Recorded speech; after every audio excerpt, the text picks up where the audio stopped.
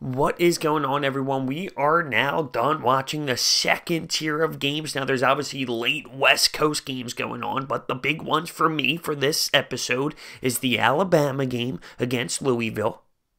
And on top of that, we have that Notre Dame-Michigan game. There also was a honorable mention, which was West Virginia and Tennessee. And Tennessee trying to come out with the new era, the new coaching staff, trying to finally get something going there, where they get absolutely pumped by West Virginia. The score was 40-14.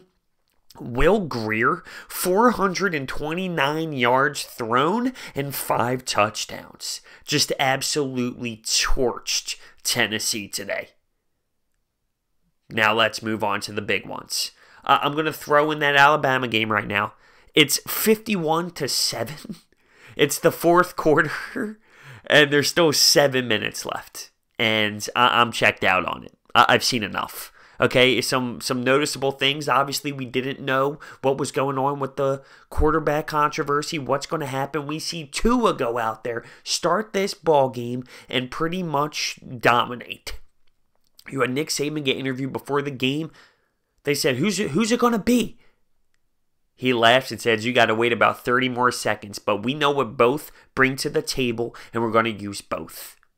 Jalen Hurts was not really used, okay? It was all Tua when it mattered in this game, but he was doing everything. I mean, he was very special today. He had some nice runs. He had some really nice throws. He was leading receivers right into the end zone left and right. I mean, seriously, this team is just filled with dominance, but Tua looked very good as at this point of 51-7, he was out of the ball game in the fourth quarter. I can't imagine him going back in, so his stat lines read 227 yards.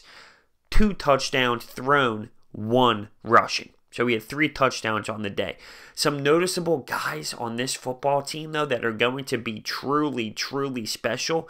They have a wide receiver, Jalen Waddle, okay? Freshman.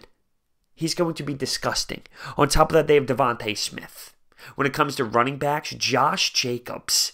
If he can stay healthy, this dude is going to be a freak of nature. He had a beautiful kick return for a touchdown, and he was just bouncing off guys left and right, although one was the punter. Damian Harris, he's a nice running back. You have Jerry Jeudy, another wide receiver, and then on defense with the beautiful interception was Thompson.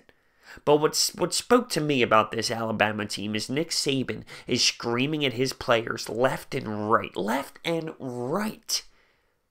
when they're up 30 points. A stupid penalty, hitting the quarterback late, 15 yards, could have got the defense off the field. Pissed off, screaming, spit flying out of his mouth. But that's the difference. That's a winning culture. It doesn't matter what the score is, you're going to be coached, and you're going to be coached hard. Alabama, dominating. So let's go into this Notre Dame-Michigan game, and this was fun. This was fun. You had khakis versus Brian Kelly when it came to the coaching. You had Shea Patterson out there for Michigan against Wimbush. You had Michigan's great defense versus Notre Dame, who had a great defense today. Let's kick this off. Early on in this ball game, all Notre Dame. Notre Dame picks a 7-0 lead. Then you have a targeting penalty called on Michigan's safety. It was a bad one. It was honestly a really bad one. A receiver goes up for the ball, and he literally drives right to his head, shoulder right to the head. That's Josh Metellus. So he's kicked out of the ball game early, starting safety. Bang, Notre Dame responds with another touchdown. It is now 14-0, nice and early in this first quarter, and that receiver just went up there for Notre Dame and literally mossed 2 Michigan defenders, ripped it out of his hands and said, "It's all mine." So they take a 14-0 lead, and then we head into the second quarter where you have a field goal for Michigan, but it's responded with a touchdown for Notre Dame, and now it's 21-3. You have Michigan's big-time player, Winovich. He makes a really nice sack, but the next play he gets a roughing the passer call, which leads right for that short touchdown. I mean, it's nice and simple. Bang, you run it in. So he needs to play smarter than that. It was a great sack right before the roughing the passer, but you can't do it. You can't do it. It was a dumb penalty. But Notre Dame's defense to this point was just absolutely shut down. They were shut down all game long. Michigan's D did step up after the first quarter and then a little bit of the second. After that, they were pretty dominant, and Notre Dame could not get much going offensively late in this game. Wimbush out-battled Shea Patterson, I thought. Shea Patterson actually had to leave the game, and you had Dylan McCaffrey, Christian McCaffrey's brother, coming. I thought he did pretty well. But Shea Patterson comes back, leads this team to a late drive, and it's 24 to 17 in the fourth quarter with 2 minutes left. Shea Patterson gets the ball back. The Michigan D forces a turnover by Notre Dame, forces them to punt it, and then you have a 2-minute drive essentially to win this game. But Shea Patterson ends up fumbling because of great pressure by the Notre Dame defense. But Notre Dame's D, they played great all day. They really did. Besides that, the special teams error for Notre Dame allowed a 99-yard kickoff return for a touchdown.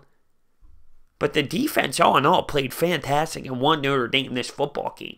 I thought Wimbush caught my eye a little bit. He was very explosive, tough to bring down. He's a big guy. He can run the football very well, and he can throw too. Khakis, struggling.